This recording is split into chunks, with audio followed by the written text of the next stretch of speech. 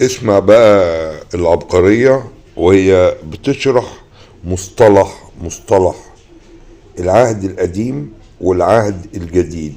ما معنى العهد القديم والعهد الجديد كمصطلح؟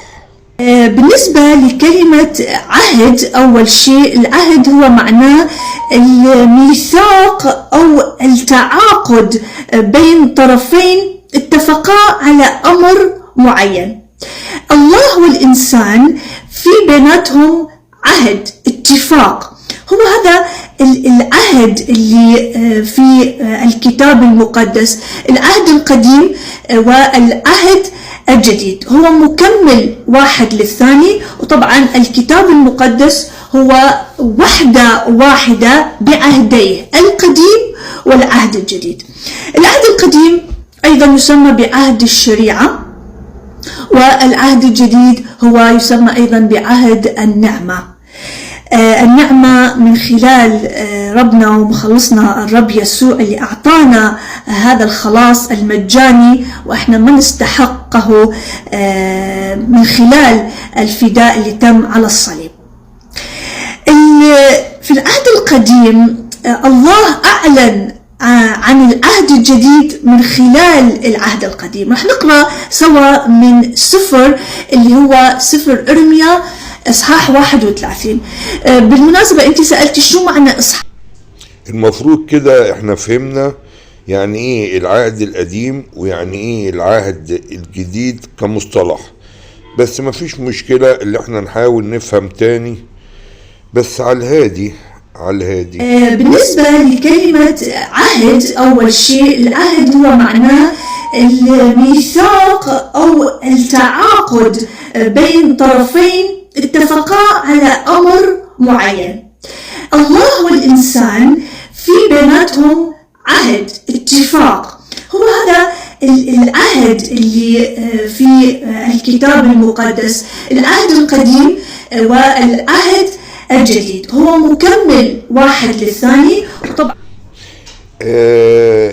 يعني احنا لو بصينا للعهد القديم والعهد الجديد من منظور تعرفها هي، فالمفترض اللي احنا لما نشوف اللي عملوه بنات لوط معاه يبقى ده عهد، ولما نشوف اللي عمله داود مع زوجة أوريا القائد يبقى ده عهد، واللي عمله سليمان يبقى ده عهد. والنصوص اذهب إلى عماليق واقتل رجلا وامرأة وشيخا وطفلا ورضيعا وحمارا يبقى ده عهد. ولما تقرأ حزقيال يبقى ده عهد. ولما تقرأ نص وإن كنت أحسنت التأليف فيبقى ده عهد. ولما تعرف إن كتبت الأناجيل مجهولين يبقى ده عهد. ولما تعرف إن العهد عند مجموعة من المسيحيين غير العهد عند المجموعة التانية لأن الأصفار عددها مختلف يبقى ده عهد. ولما تعرف إن العهد ده ليه أكتر من ترجمة يبقى ده عهد. ولما تعرف إن الترجمة بتختلف وكل فترة بيشيلوا كلمة ويحطوا مكانها كلمة يبقى ده عهد. يعني أنا مش فاهم عهد إيه ده. طبعا الكتاب المقدس هو وحدة واحدة بعهديه، القديم والعهد الجديد. الوحدة المتكاملة يعني ما فيش بين أجزائها تنافر ولا تناقض، والكل أجمع على أن إله العهد القديم غير إله العهد الجديد. إله العهد القديم متوحش دموي، نصوص فيها دمار وفيها خراب وفيها قتل وفيها غير نصوص العهد الجديد اللي فيها سلام وفيها محبة زي ما هم بيقولوا. فأنا مش عارف إزاي يبقى وحدة متكاملة. كمان الوحدة المتكاملة تلزمك بقبول كل التشريعات اللي جت في العهد القديم. وانت اي حد بيكلمكو بتقولوا العهد القديم مش بتاعنا، فانا مش عارف ازاي الوحدة المتكاملة بين الاتنين. يعني انا مش شايف ان الاصدقاء المسيحيين ماشيين خالص على شريعة موسى، برغم ان يسوع قال ما جئت لأنقض الناموس بل لأتممه او اكمله. لكن انت كمسيحي مش ماشي خالص على شريعة موسى ولا ليك دعوة بيها، الا كنت اصبحت يهودي في العبادات وفي الطقوس وفي كل حاجة.